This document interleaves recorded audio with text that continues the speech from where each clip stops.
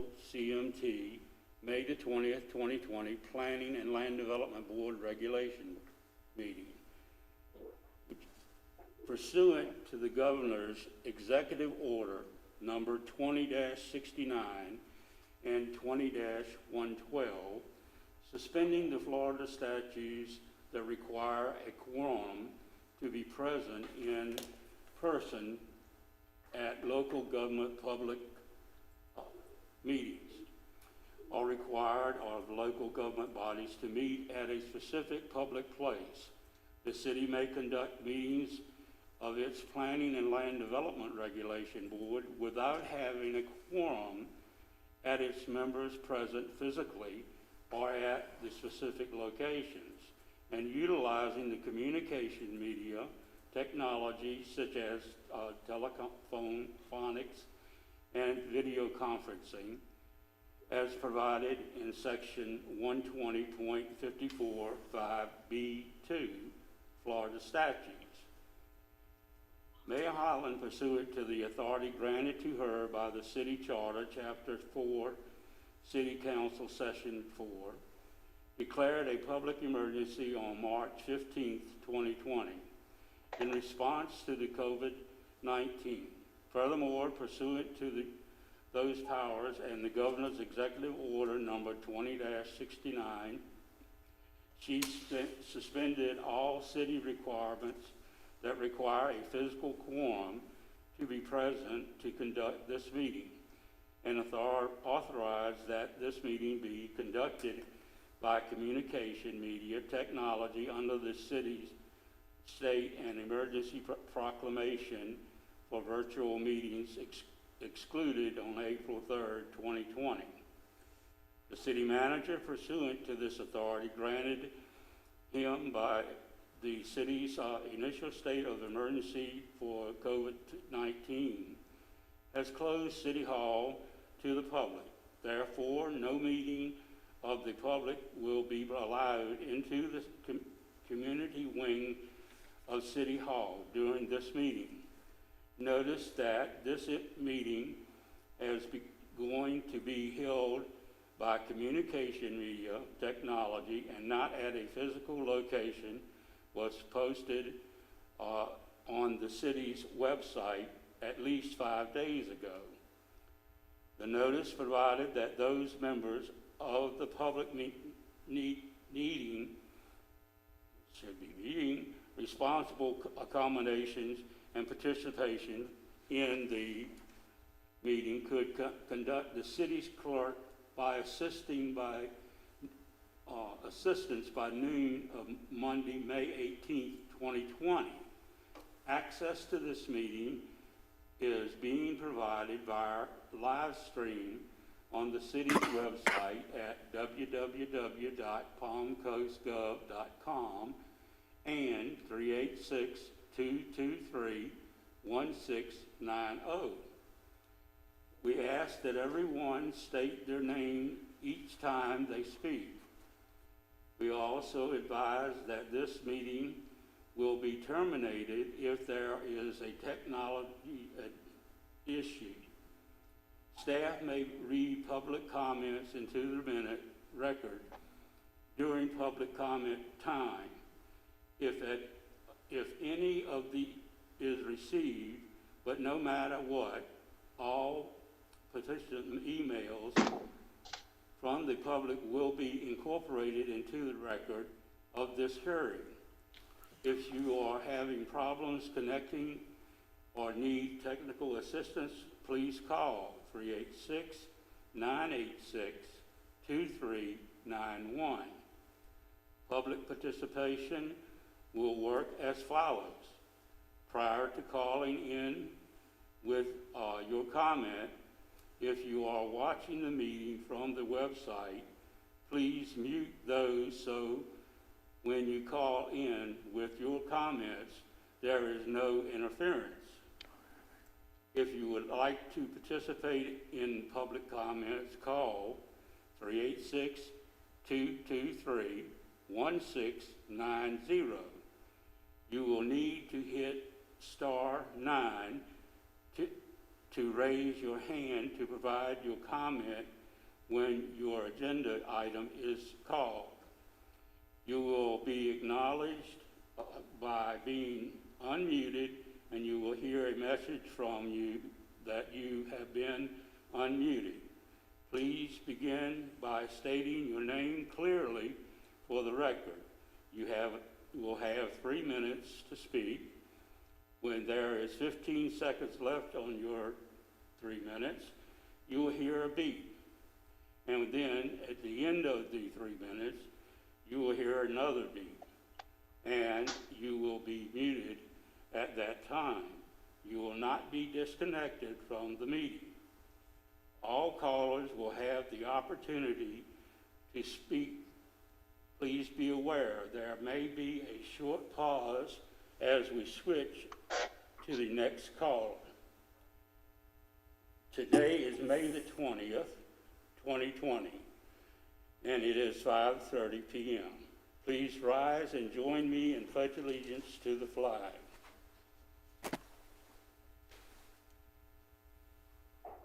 I pledge allegiance to the flag of the United States of America and to the republic for which it stands, one nation, under God, indivisible, with liberty and justice for all. Oh.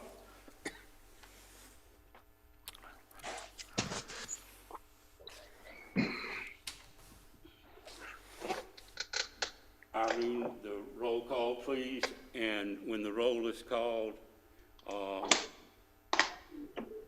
you must acknowledge, because we just can't say that. Irene? Thank you. Mr. Smith? Present. Mrs. Lucas? Present. Mr. Dolney? Present. Mr. Di Maria? Present. Mr. Scully? Present. Mr. Davis? Present. Mr. Lemon? Present. Mr. Freeman is excused. Mr. Chairman, we do have a quorum. Thank you. Oh, excuse me, Ms.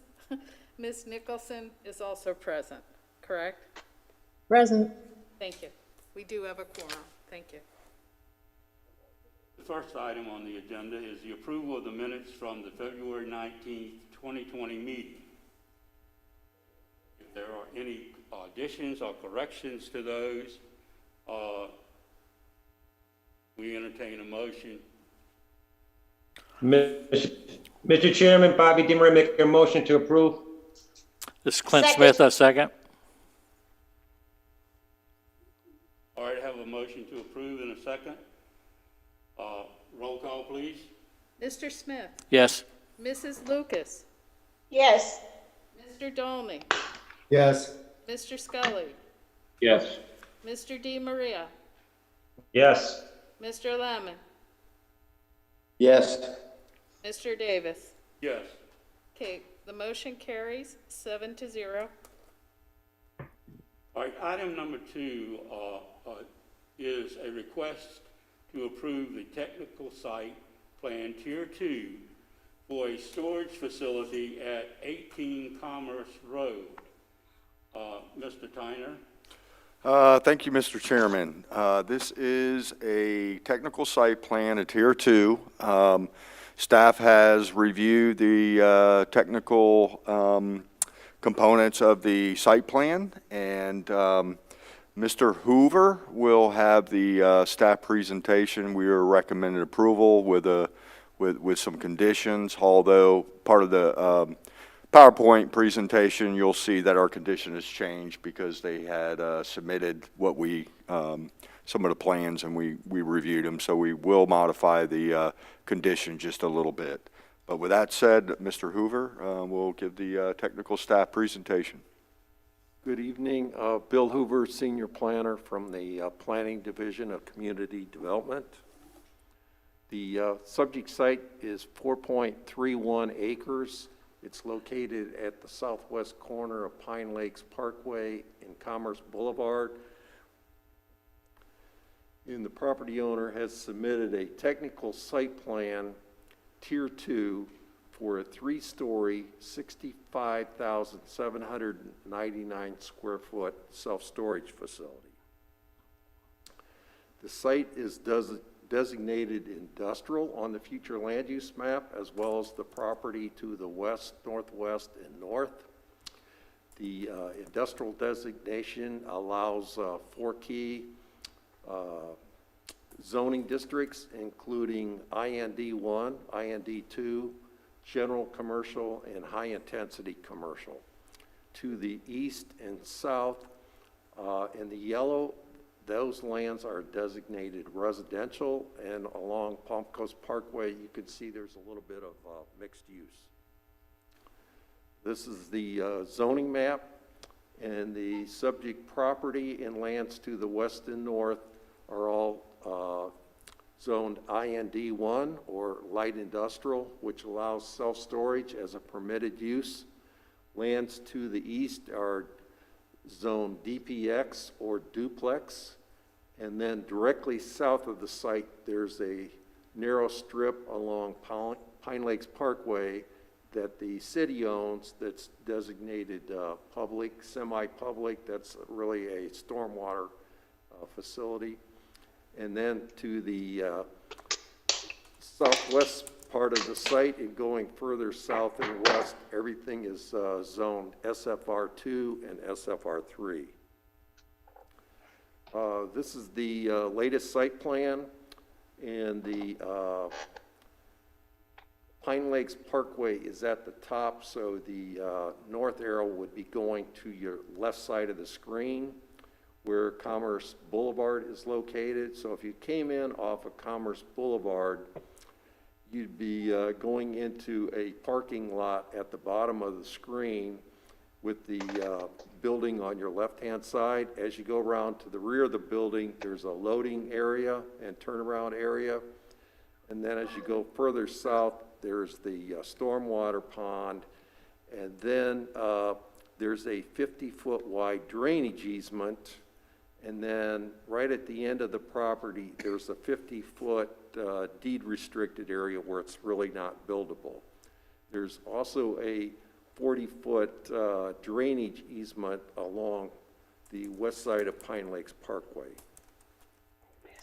This is the landscape plan. Along Commerce Boulevard, there's a 10-foot buffer. On the west side, which would be the bottom of the screen, there would be another 10-foot buffer. Along the south side, which would be 100 feet north of the property, the south property line, there's a 15-foot buffer there. And then along Pine Lakes Parkway, there's a 25-foot landscape buffer. The minimum lot size in the IND1 district is 20,000 square feet. They're coming in about 9 times that. The maximum impervious surface ratio is 70%, and they're at just under 23%. Maximum floor area ratio is 35%, and they're meeting that, but you can see they're right at the limit. The maximum building height is 65 feet, and they're proposing a height of 40. You can see they're meeting the front and 2 side setbacks. Now to the south, where the residential is, there's a 10-foot setback, but they actually have their building 421 feet away. Parking for self-storage, you might remember, is 2 spaces per 100 units, and which would require 9 parking spaces. They're providing 11, and then we've went through the landscape buffers already that they do meet. These are colored elevations. They might look in black and white, but they're actually color.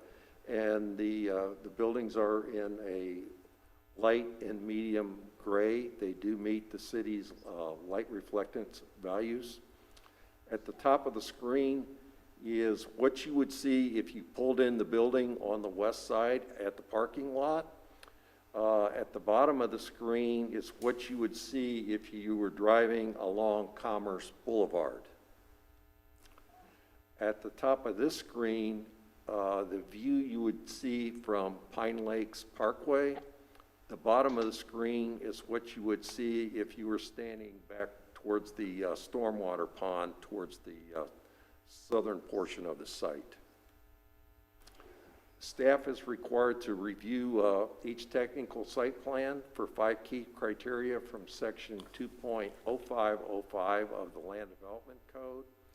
And these criteria include: A, must not be in conflict with public interest; B, must be consistent with both the comprehensive plan and the Land Development Code; C, must not impose a significant hardship or liability on the city; D, must not create an unreasonable nuisance or hazard; and E, must comply with all applicable government standards.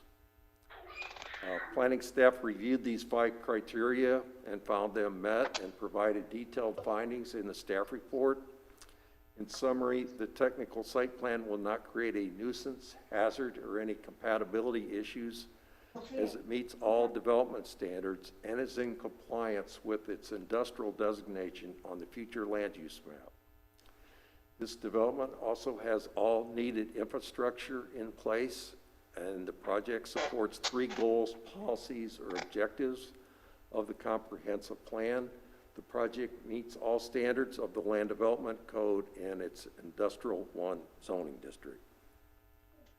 Planning staff recommends that the Planning Board approve this Tier 2 technical site plan for Palm Coast Commerce Storage, application 4279, for a self-storage facility with 1 condition, which is per the landscape architect's review comments dated 5/20/2020, revised plan sheets to address all landscape comments. The applicant's representatives are here virtually, and civil engineer Kim Buck will be giving their presentation. And we can switch over to their presentation, but before that, if any of the I was just going to add, just with the comments, you know, there are a lot of cleanup comments. The major one was submitting the landscape plan and the survey, and they did that, and staff reviewed it and got it completed today. So just a bunch of minor kind of cleanup on the plans that staff is very comfortable that they will be able to accomplish. So with that said, we'll have, I know Bill mentioned the applicant now is going to give a presentation.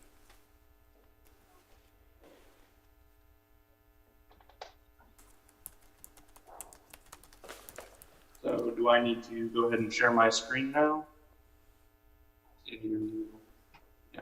Yes, you can share your screen, or we can pull up the presentation on our end.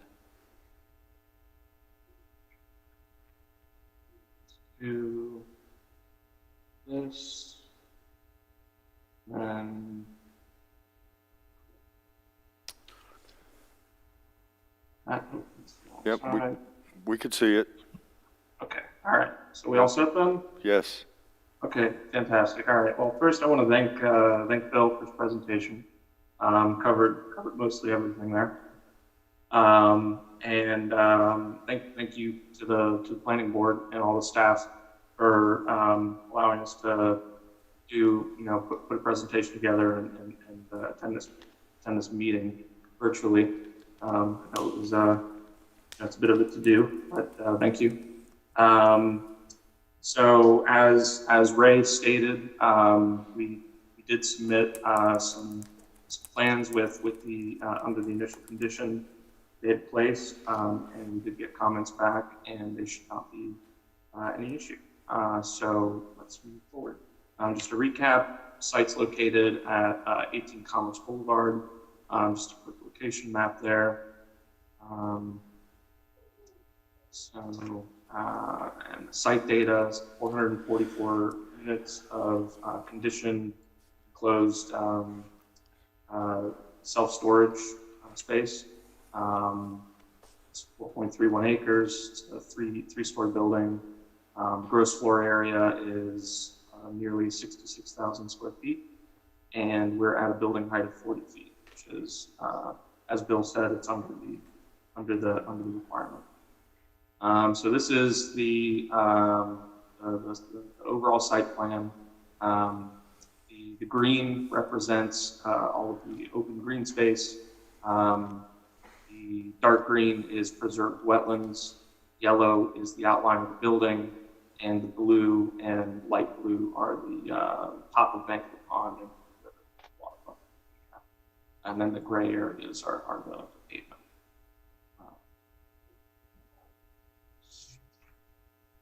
So you'll notice that in this landscape plan that we have shown here, it's a little bit different. This is the plan that we had submitted to the city on Monday, which was what was reviewed, and it was not submitted in time for Bill to get into his presentation. There's a few changes on it. Mostly there's less trees in the middle of the site and more dense along the outsides, in the buffers.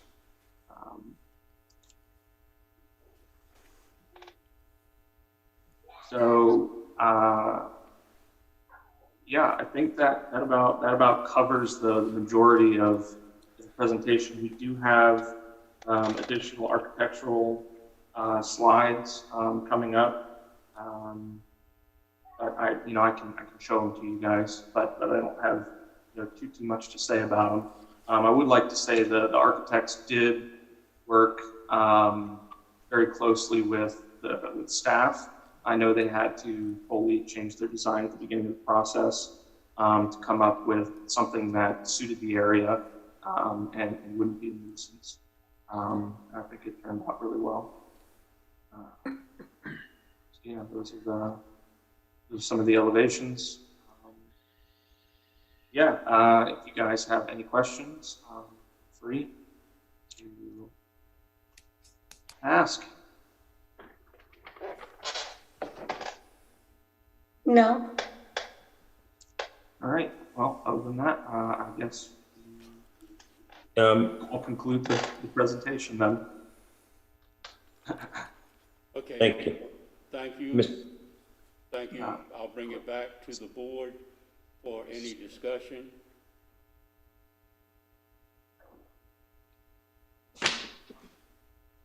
Mr. Chairman, Yeah, go ahead. I hear you.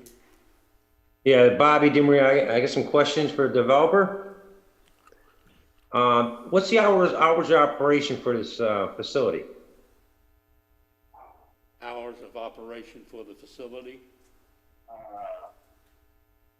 No, that's a good question. I would assume it's.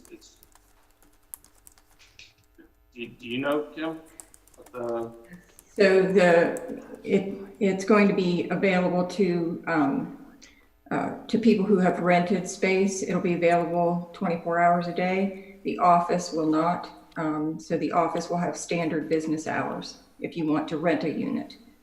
But the facility will be available 24 hours to those who have already leased. So anybody after 11 o'clock can go in there and do some work outside, and there's no way to control it. I think in the past, we always did like 11 o'clock closing time for these storage areas. Am I correct, Ray?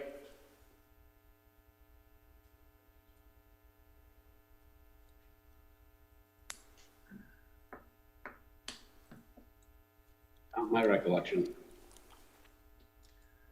I believe it's kind of typical for a lot of these facilities to have 24-hour gated access or keypad access and standard typical 9 to 5 business hours for the office. This is a standard self-storage facility franchise, it appears. Good site plan. Okay, but my question was, I think in the past, there always was a time like 11 to 5 or 11 to 6 that the gate wouldn't open, so people wouldn't go in there because you're having outside vehicles. If people work on it, disturb the neighbors. If I might respond to that, this is a totally enclosed facility as far as the storage. working on a car or doing something like that external is not a permitted use. As far as the business is concerned, this is, you have a loading and unloading bay area, and people take their items inside and rent an indoor storage spot. So it's not like your typical outside storage facility where you have exterior roll-up doors. It's totally controlled by 2 exterior doors with a kind of a little lobby area, and that's the only access they have to the building. And Yeah, this but is Ray Tyner. I'm going to also add to that. You know, this is within our industrial zoned zoning district. And it's very typical in your industrial zone to be able to have storage facilities that are kind of open 24 hours. And it's, you know, it's zoned appropriately, and it is secured. And, you know, there's really, you know, the closest neighbor in the back. I mean, you've got that large buffer. So it is zoned appropriately for that. I could see, you know, as planning board recalls, sometimes we, you know, if it was in like a commercial zoning district where it required a special exception where you had neighbors nearby, those are the type of things that maybe you can, you know, maybe more appropriate to have some of those limitations of hours of operation if you're next to a neighborhood. But this is clearly, you know, in a good location and within an industrial zone, so I think we would be okay there. Yeah, my concern when it says outside storage for boats and recreation vehicles. So outside, you're gonna have those boats and recreation vehicles out there. Where my concern is, people can go out on the outside for those areas and work on them. Staff report is actually there are no, this is all indoor storage. There is no outdoor storage. Then that should be on there anyways, because it says that. Okay, all right. Thank you. Yeah, it says. Anyone That's else? it, Mr. Chairman. Thank you. Is there any other member? Yep. The owner, just to clarify, the owner just called me, and their hours of operation are, what'd you say, 9 to 6? 9 a.m. to 6 p.m. and then access to the units is shut down at 10 p.m. Thank you. And no outside work of any kind allowed. Thank you. Anyone else? Any other member?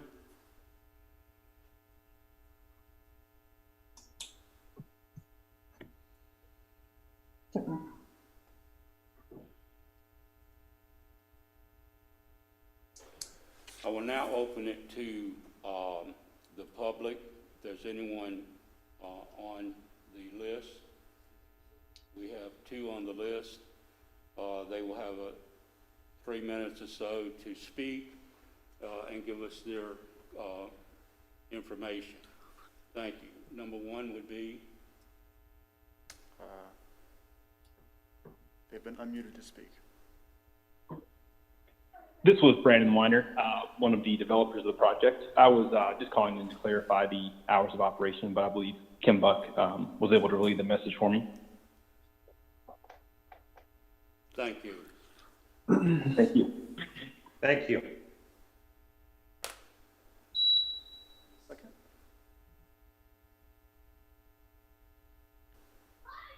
The second has been unmuted to speak. No comment.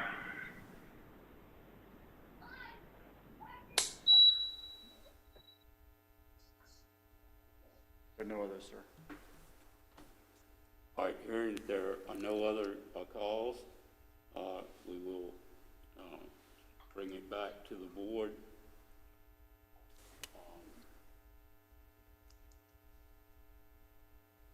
For any further comments, the board and entertain a motion or a second to that motion. Mr. Chairman, I'd like to make a motion to approve. I just had one question before you move to your motion, Mr. DeMaria. Go ahead, I just Mr. wanted to ask, this is Sybil Dodson Lucas. I just wanted to ask, are there any prohibitions in terms of what can be stored in these units?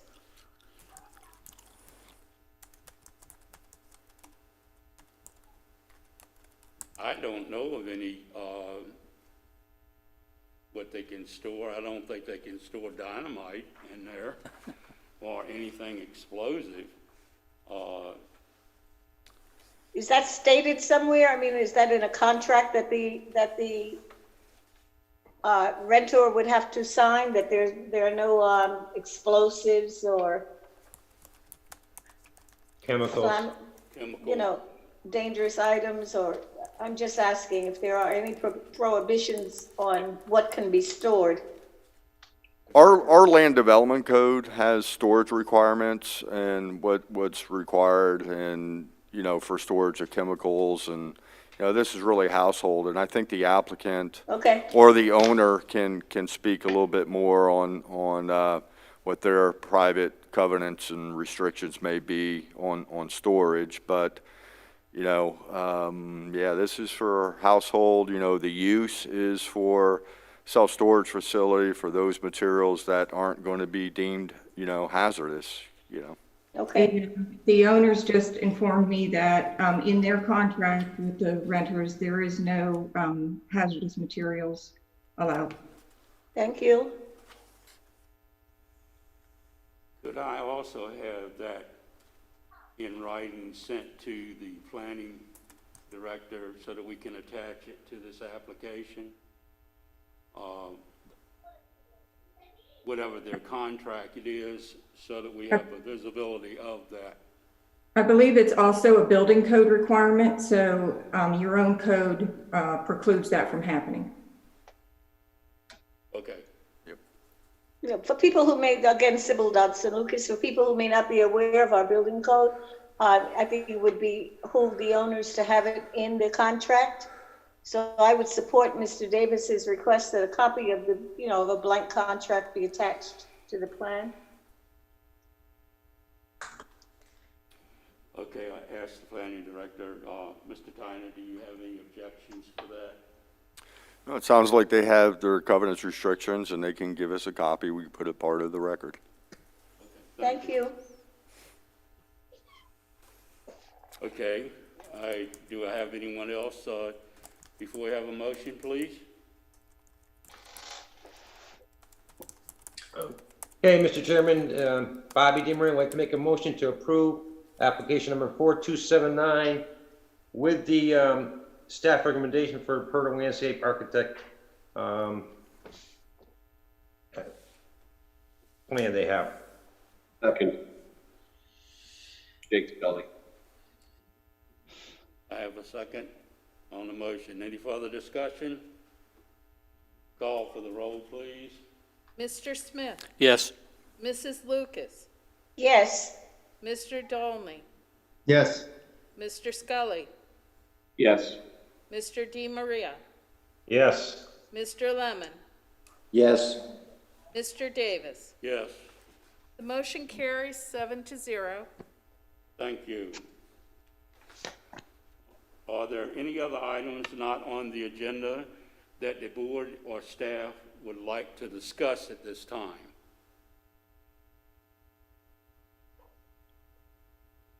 All right, not hearing any, I entertain a motion that we adjourn and a roll call, please.